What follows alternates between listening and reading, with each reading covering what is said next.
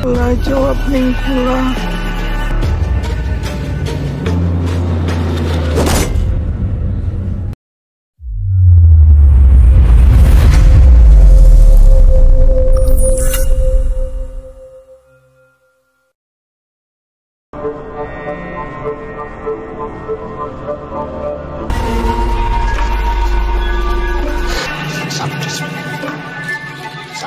Film diawali oleh adegan seorang dukun yang mengadakan sebuah ritual dengan kepala kerbau dan juga bola mata. Ia bernama Dukun Ihsan dan satu asistennya yang bernama Ana.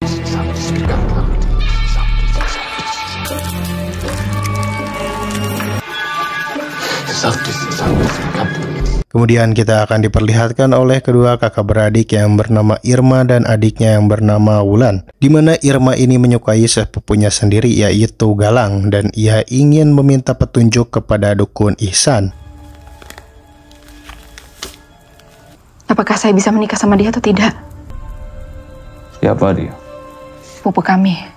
Dia anak dari kakaknya ibu saya. Namun jawaban dari Dukun Ihsan yang menjawab adalah Wulan yang telah dirasuki oleh jin mengatakan bahwa Galang akan membawa kematian kepada keluarga mereka. Tinggalkanlah dia. Sani saking roh. Dia bukan suami yang tepat untukmu. Menjauhlah dari sumber kematianmu.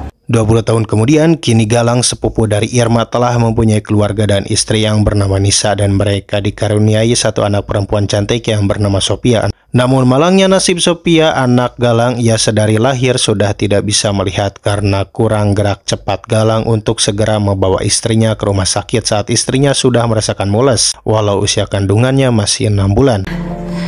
Ini perutnya sakit sekali. 6,5 bulan nih, nggak mungkin. Anda lebih cepat datang ke rumah sakit.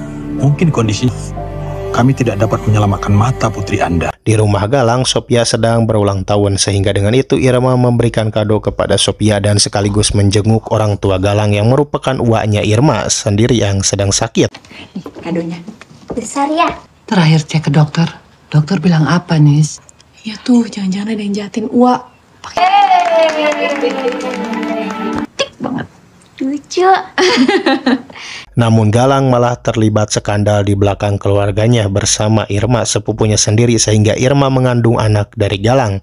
Irma pun terus mendesak Galang supaya ia bertanggung jawab, namun Galang tidak pernah sedikit pun merespon Irma ataupun mau bertanggung jawab. Emang ya, laki-laki cuma mau enaknya doang. Ini belum tentu anak kita bakal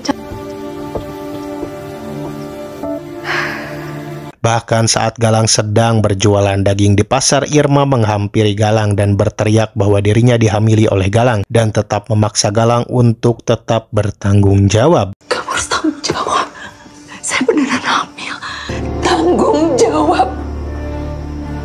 Alhasil Irma malah didorong oleh Galang, sehingga dengan itu Irma pun keguguran. Galang pun segera membawa Irma ke rumah sakit dan memohon kepada Irma untuk jangan pernah hadir lagi dan mengganggunya karena Galang sudah mempunyai keluarga. Galang pun pergi dan memberikan sejumlah uang kepada Irma untuk biaya rumah sakitnya. Namun Irma tidak bisa terima dengan pernyataan dari Galang yang tidak mau bertanggung jawab. Buat bayar rumah sakit. Saya mohon jangan ganggu saya lagi. Saya minta maaf. Udah punya keluarga, Irma. Seminggu setelah kejadian itu, Irma yang merasa sangat frustasi karena tidak bisa mendapatkan hati Galang lagi sepenuhnya. Ia mendatangi kembali Dukun Ihsan dan memohon kepadanya untuk bisa membuat Galang kembali kepada pelukan Irma untuk selamanya. Dukun Ihsan pun akan menyanggupi permohonan dari Irma asalkan dengan syarat Irma harus bisa membawakan darah, rambut, ataupun kuku dari Nisa, istri Galang. Begitupun dengan foto Nisa. Ihsan juga akan menyembelih kerbau dan akan menggali mayat yang baru saja meninggal untuk mengambil tulangnya dan dibalut oleh usus sapi. Karena itu syaratnya untuk bisa menghancurkan keluarga Galang dan membuat Galang kembali ke pelukan Irma. Dan Ihsan berkata dalam 5 malam keluarga sedarah dari Irma akan mati satu persatu. Rambut, darah atau kuku, tulang kering mayat yang baru mati, foto Nisa. Baik, yang harus dilakukan. Maka dengan itu Irma pun sepakat dan langsung membayar Ihsan dengan perhiasan yang ia miliki, begitupun dengan gelang wulan yang ia curi di lemari, memberikan mahar kepada Ihsan. Esoknya Irma langsung berpura-pura bertamu ke rumah Galang saat Galang sedang berjualan daging di pasar. Ia berpura-pura hanya ingin bertemu dengan Sophia dan menjenguk uaknya yang masih sakit. Lalu Irma berpura-pura ingin ke kamar mandi. Setibanya di kamar mandi, ia langsung mencari sesuatu di kamar mandi itu, dan ya, Irma mendapatkan gulungan rambut di sebuah sisir dan juga pembalut. Miss, saya numpang toilet ya? Oh, iya, silakan.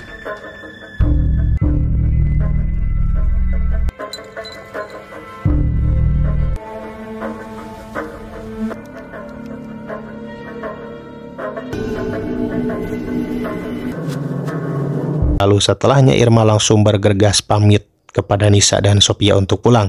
Saat di luar ia bertemu dengan Galang dan ia berkata, "Kenapa lagi kau datang ke sini?" Irma mengatakan bahwa dirinya hanya ingin menjenguk Uwa dan bertemu dengan Sophia. Sakit. Jenguk keponakan saya. Libatin Sophia sama Nisa. Saya ganggu keluarga. Malamnya Irma kembali mendatangi Ihsan dan memberikan sebuah gumpalan rambut dan juga pembalut yang masih terdapat darah merah dan darah coklat kotor di pembalut itu, begitupun dengan foto Nisa. Ihsan pun berkata bahwa darah ini akan sangat kuat untuk bisa mengundang jin yang sangat amat kuat yang bernama Anzar. Kemudian Ihsan berkata dalam 5 malam keluarga dari Galang satu persatu akan binasa. Esoknya Ihsan yang ditemani oleh asistennya Anah telah menggali sebuah kuburan yang baru saja meninggal dan memotong tulang kaki mayat itu. Lalu setelahnya ia menyembelih kerbau dan mengambil sebuah usus kerbau itu, dan usus dari kerbau itu ia balutkan ke tulang mayat dan darah yang sudah dicampurkan oleh darah dari pembalut. Tidak lupa juga dengan foto Nisa yang ia sematkan.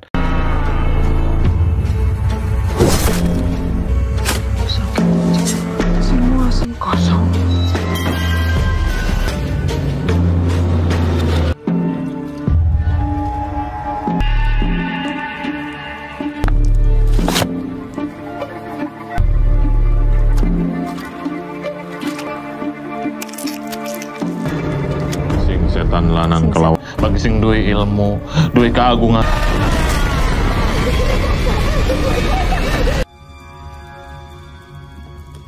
Setelah 5 malam berlalu, akan tercapai. Dimulai dari malam ini. Semoga Tuhan mengampuni dosa kita semua. Teror pun dimulai. Nisa yang sedang sholat tahajud di malam hari, ia malah melihat sebuah kepala kerbau yang terjatuh di hadapannya dan darah dari atap menyiram dirinya. Kemudian Galang menghampiri Nisa yang menjerit ketakutan, dan Galang menyangka Nisa hanyalah halusinasi di jam 3 malam saja.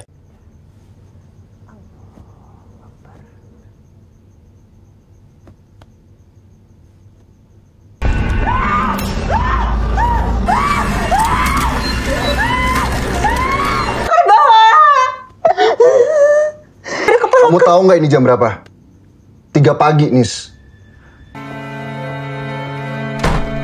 Kemudian di hari esok Nisa menjadi sangat aneh. Ia malah memakan potongan rambutnya sendiri dan juga memakan potongan rambut dari boneka Sophia.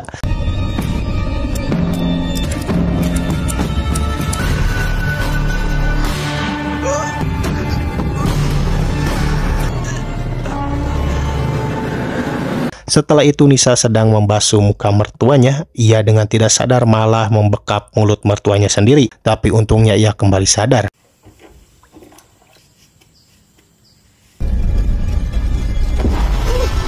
Ibu, astagfirullahaladzim. Tak lama kemudian mertua dari Nisa bangkit dari tempat tidurnya dan menumpahkan sop panas ke area kepalanya sendiri. Sampai pada akhirnya mertua dari Nisa pun tewas dengan kulit kepala yang sudah melepuh. Hal itu disaksikan Nisa yang histeris dan merasa janggal dengan kejadian yang mengerikan yang terjadi di rumah ini. Bu.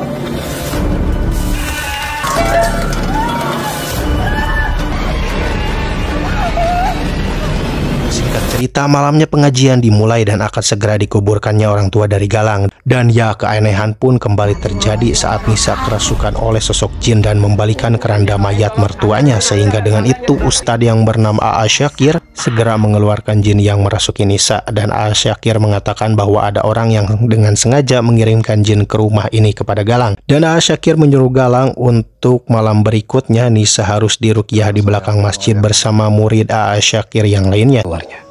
La ilaha illallah, la ilaha illallah. Di malam harinya tiba-tiba Galang dihantui oleh sosok ibunya sendiri dan ia tersadar di tengah rumah. Itu pun dibangunkan oleh anaknya sendiri, yaitu Sophia.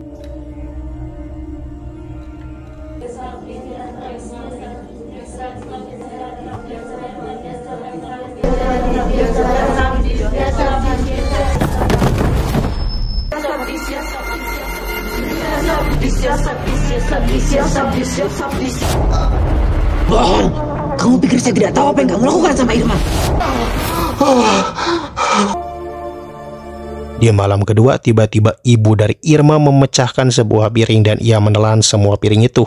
Hingga pada akhirnya ibu dari Irma pun tewas dengan cara mengerikan sekaligus janggal.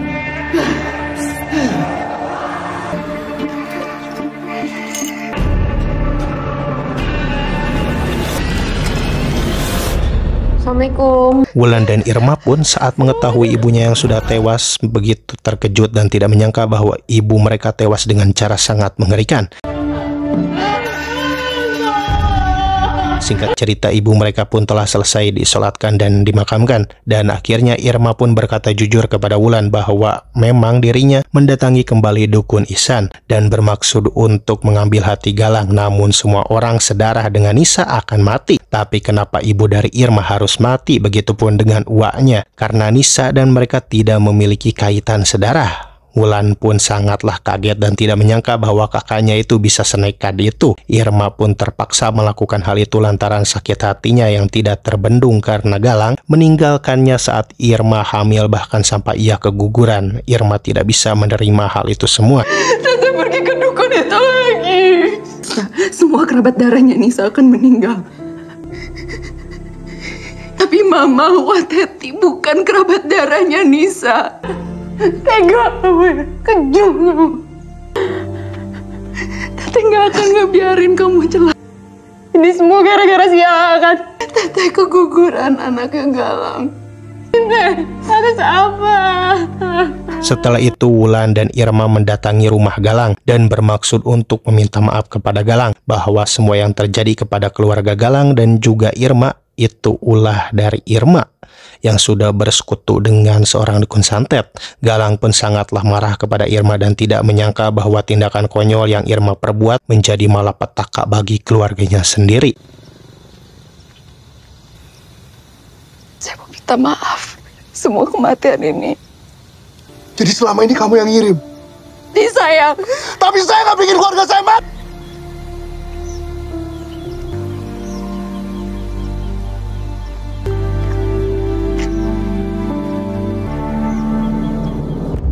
Malam berikutnya Wulan tiba-tiba mengalami kesurupan dan mencoba menyerang Irma. Lalu Irma mencoba melarikan diri dari Wulan. Dan Wulan malah memanjat sebuah pohon dan ia terjun dengan sengaja dari atas pohon itu sehingga Wulan pun tewas.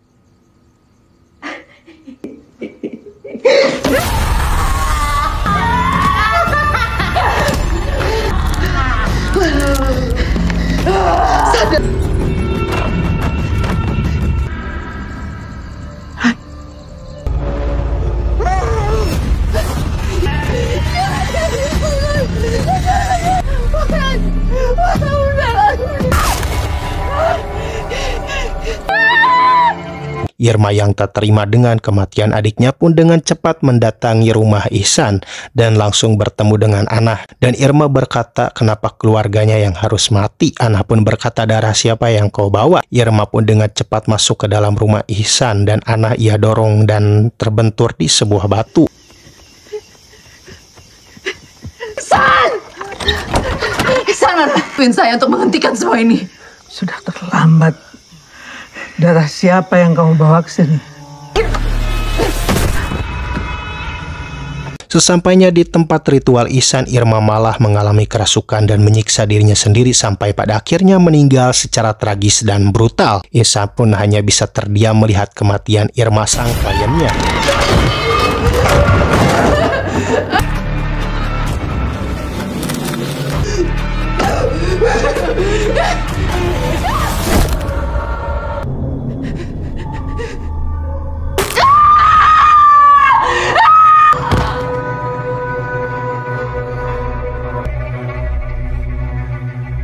Sementara itu di lain sisi, Nisa sedang diruqyah oleh Syakir dan beberapa muridnya karena Nisa selalu mengalami kerasukan. Namun sayangnya jin yang merasuki Nisa sangatlah kuat sehingga Syakir pun dibuat kewalahan dan mereka semua terpental. Begitupun dengan murid Syakir dan mereka pun tidak sadarkan diri. Lalu kemudian Nisa yang sudah kerasukan akan mencoba membunuh Galang. Namun hal itu digagalkan oleh Syakir yang memukul Nisa dengan tongkat sakti yang ia miliki.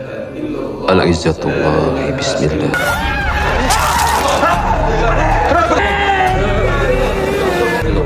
La ilaha illallah. Nisa.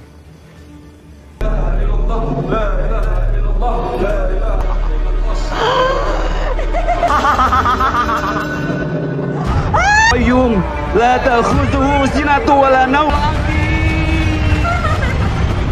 Laki-laki bajingan, kamu akan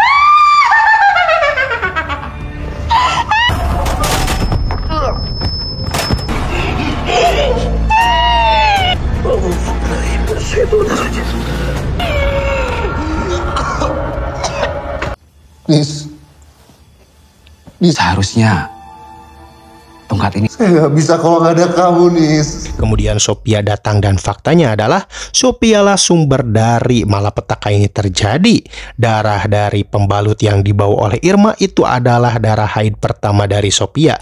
Maka dengan itu semua keturunan sedarah dari Sophia akan tewas secara mengerikan. Dan yang melakukan pembunuhan itu tidak lain dan tidak bukan adalah jin yang kuat yang merasuki tubuh Sophia. Dari sinilah terlihat bahwa Sophia selalu hadir dan menyaksikan anggota keluarga sedarahnya dibunuh oleh jin yang merasukinya dengan cara tragis. Berbeda dengan Nisa yang hanya rambutnya saja yang diguna-guna, namun ia seumur hidupnya harus tersiksa dengan jin yang terus mengikutinya. Lalu film pun tamat dengan penutupan di akhir film dengan kata-kata dan juga Nisa yang berakhir di rumah sakit yang dihantui oleh Sophia anaknya sendiri. sakit banget karena kamu, anakmu itu datang bulan. Mereka semua akan mati.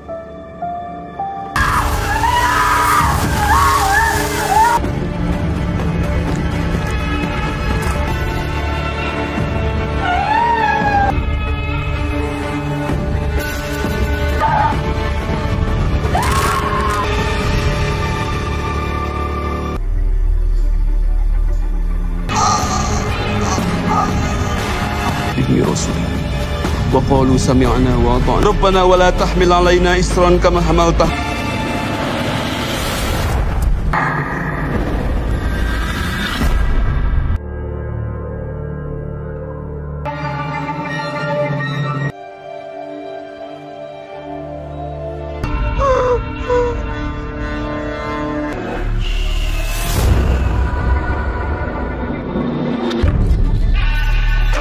Oke, bagaimana film dari Si Jin ini cukup mengerikan bukan? Dimana film Si Jin ini diadaptasi dari film horor Turki yang berjudul Si Jin.